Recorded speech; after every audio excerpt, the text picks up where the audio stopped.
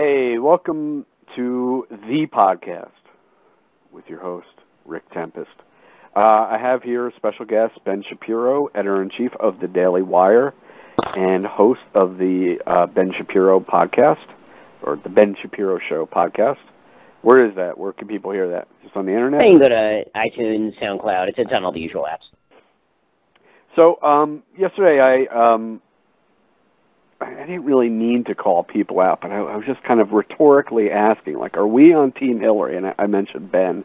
And I wanted to get Ben on to talk about this because I don't really know where the I think the intellectual class of the party seems to be in a different place than the main of the party. So I just wanted to hash out like where we are as far as Trump. Is Trump ever acceptable, etc.? Now, let me just explain what my position is first. I consider Trump a brutish know-nothing, and I considered it especially when he just kept going lower and lower and more base than I could imagine. At some point, I decided that for my own honor and for my professional reputation, I couldn't support him. Even if there were one or two things I liked about him, I couldn't do it. The way I put it is that Trump essentially imposes a tax on you.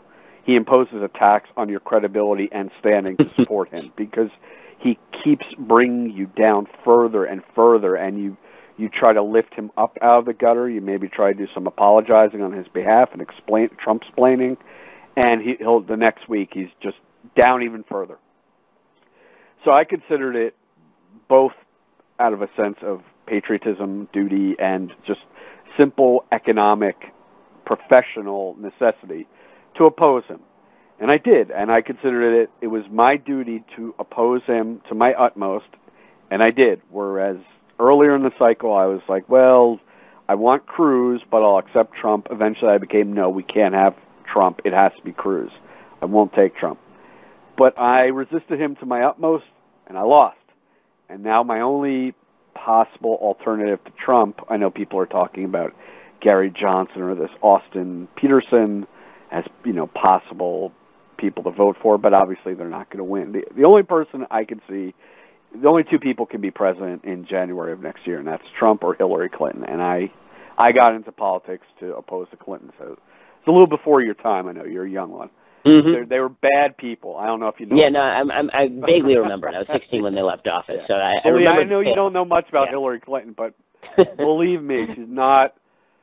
No, Hillary's a terrible person. I mean, I've termed this election. Listen, I've termed this election the choice between the spawn of Satan and the Antichrist. I mean, it's a horror show. And I don't think that. I think there's a tendency on the part of people who are never Trump to soft pedal how terrible Hillary's going to be.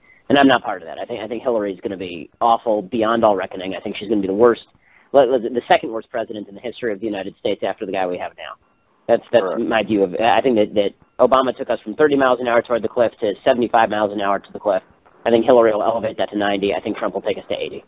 That's sort of my view of how the election goes. The reason that I'm still never Trump at this moment is because Trump, I think, will also rip the steering wheel off and rip out the reverse gear. So so here's my view. Neither Trump nor Hillary is going to save the country. And the only thing that in the end is going to save the country is the ideas that Trump rejects and Hillary rejects. And I'm, as you and I have talked about, Ace, I think that there's a very respectable position and one that I actually consider every single day, which is, can I vote for Trump and say he's just a garbage heap, right? Like I think, take your position basically. He's the worst, but he's not worse than Hillary, which I kind of agree with, right? The militating factor against that for me has been that typically speaking, what I'm seeing now, not from you, but from a huge number of other people, is the converse of what I just talked about on my side. So on my side, there are a bunch of people who say Hillary won't be so bad, so if we just go for Hillary or if we sit it out and Hillary's the president, no big deal. I don't think that's true. On the other side, what I'm seeing is not the argument that Trump is bad, but he's better than Hillary. But now, because people want to be enthusiastic, because people can't live with cognitive dissonance, I'm beginning to see people say, Donald Trump is actually a good guy. Donald Trump believes in good things. Donald Trump is doing good things. Donald Trump isn't so bad. He's a normal politician.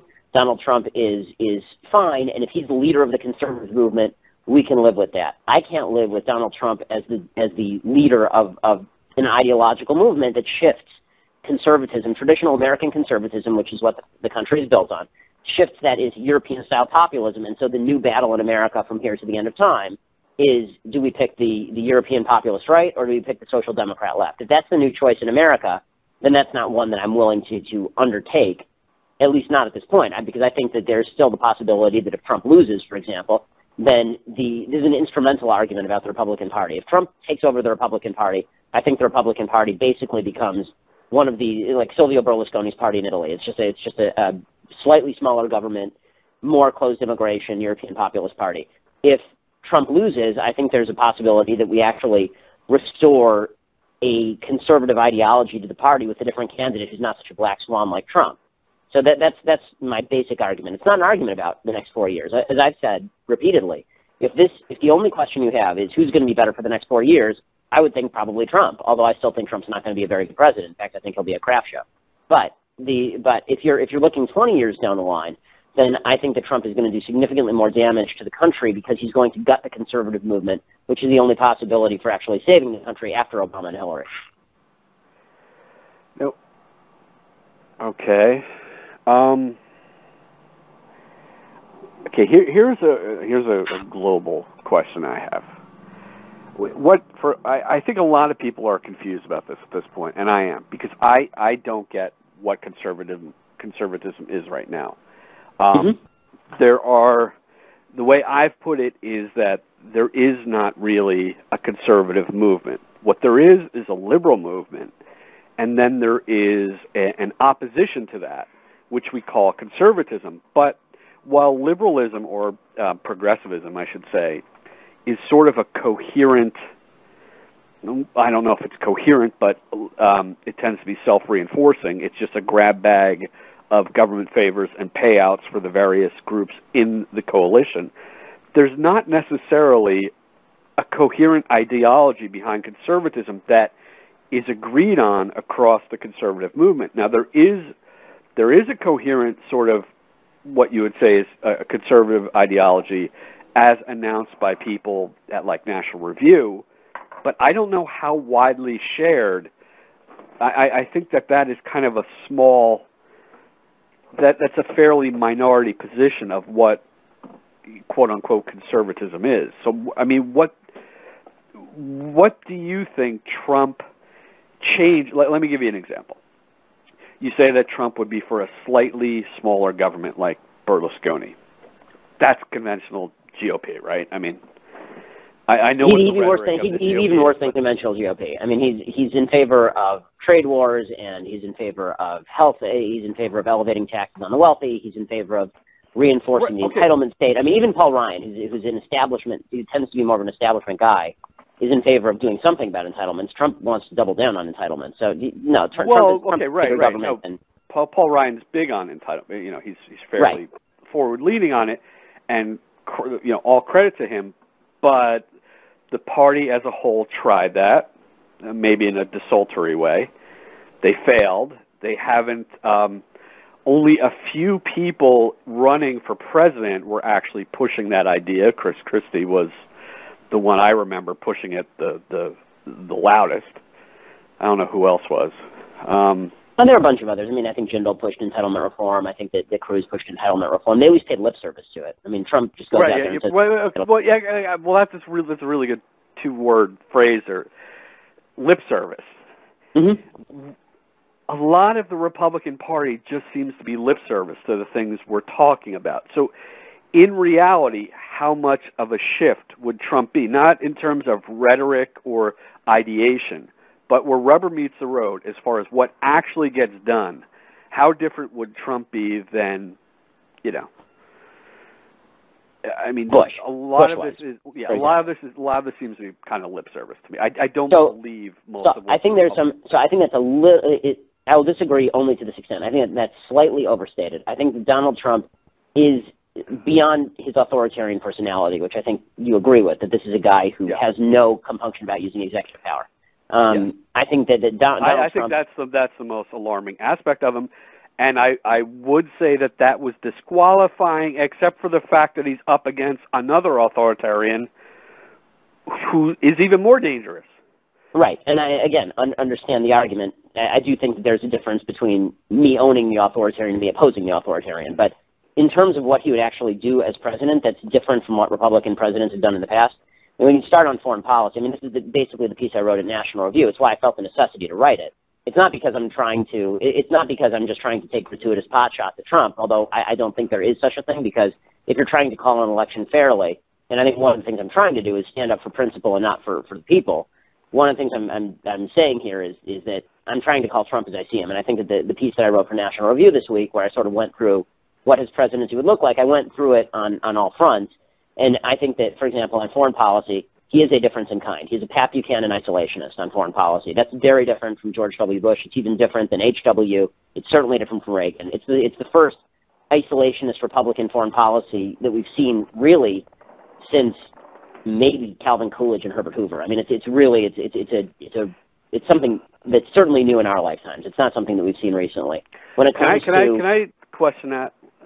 Sure. I'll tell you why. Because Trump is incoherent on this point. Before just addressing foreign policy globally, I've always said that in debates, they always have the foreign policy debate, and people go, oh, we're going to learn something. No, you're not going to learn anything. Because everyone, when they get to foreign policy, say the exact two things. They say two contradictions. They say, we cannot be the world's policeman, and we can also not withdraw from the world. Right, Everybody said agreed. That. Al Gore said that. George Bush said that. John Kerry said that. They all say that. But you're arguing a little bit for the meaninglessness of terms as an excuse for Trump. No, but hold on. Conservatism doesn't mean anything, therefore Trump. Trump says the exact same thing, only more extremist. Trump is in favor of complete, let them work out their own problems, except then on opposite days, he's going to go on strafing runs and kill them all. So right. I don't know.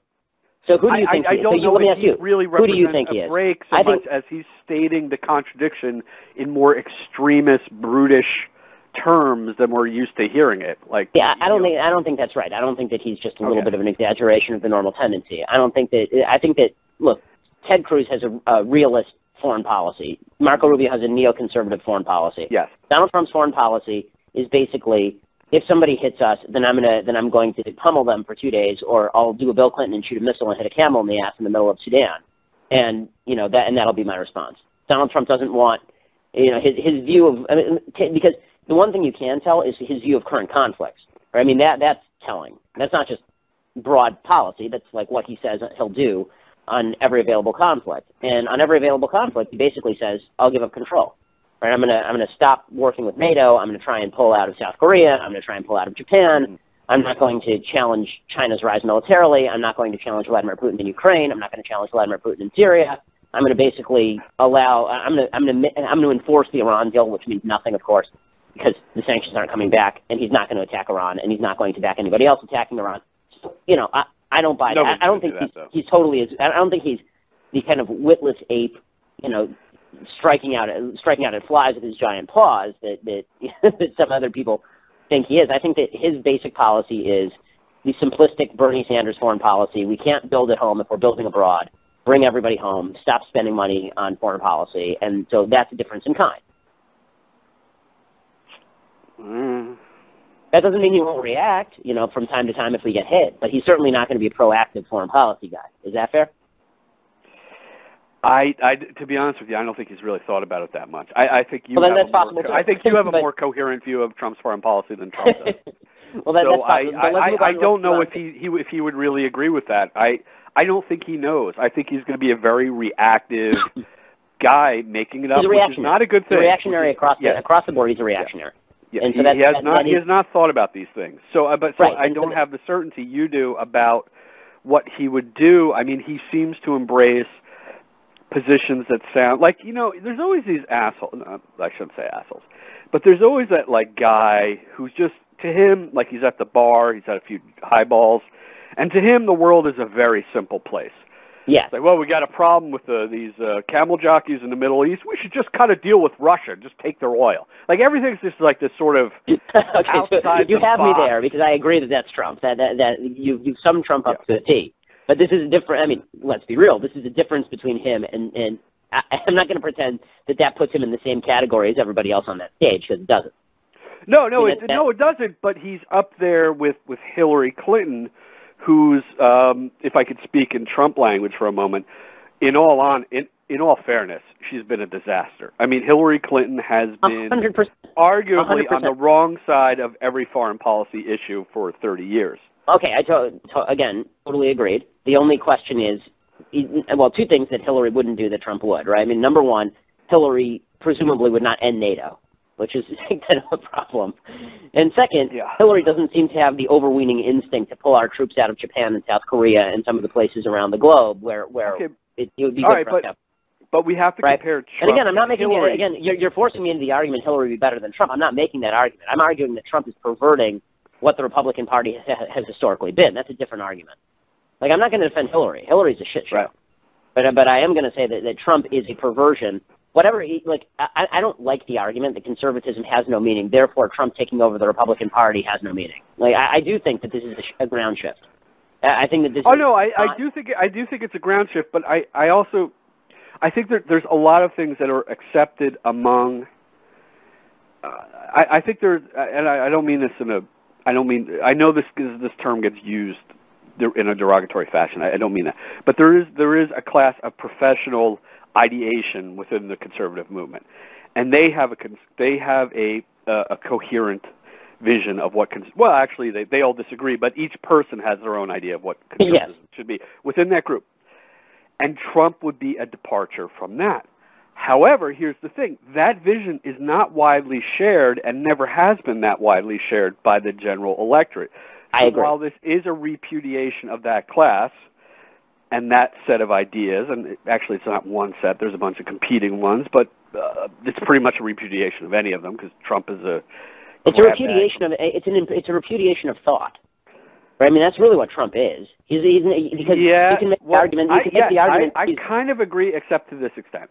I think that and I think this has happened with conservatism, I think intellectual movements get flabby. I think what's happened to conservatism is what happened to liberalism in the late 70s, early 80s when it gets calcified, sclerotic.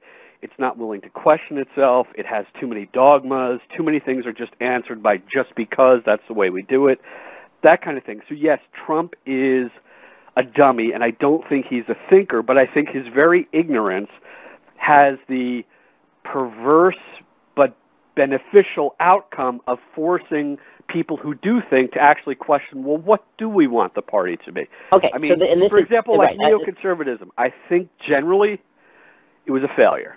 I agree with you, and as somebody who initially had tendencies toward it, I totally agree. Yeah, so did I. I did too. But let me say this: Trump isn't the one who made me question that. I mean, Robert Kaplan wrote a book in 2013, long before Trump's rise here, basically flipping on neoconservatism. So the idea that Trump has no. Of course not. Of course not. But however, of course, he's a symptom, not a cause. I don't want anything to be He's a bad symptom. Yeah. He's a bad symptom, and the reason he's a bad symptom is because he's not actually generating conversation. All he's doing is generating loyalty, and this is my problem. Well, but hold on, but we're talking. We're talking. Excuse me, right? No, so we're sorry. I don't want you to. I'm not one of those people that says. Hold on a second. I'm not one of those people that wants to say Trump is playing 11-dimensional chess and all that bullshit, where you take somebody's stupidity and claim that it's some kind of genius move if you just view it through the right number of dimensions. However, and I certainly don't want to say that he was the first to challenge neoconservatism or et cetera. However, I do think there was a period in the party, and like, for example, when Jeb Bush was asked, would he invade Iraq by Megyn Kelly? Mm-hmm. This question apparently did not occur to Jeb to ask for himself. And so even at that late date, there was still not enough questioning in the party of basic things. I disagree with that, because I think that even you and I both ripped Jeb on that.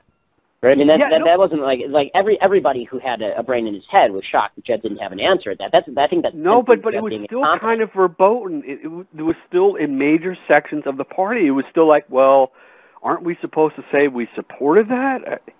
Well, I mean, there was that element there that there was still ice.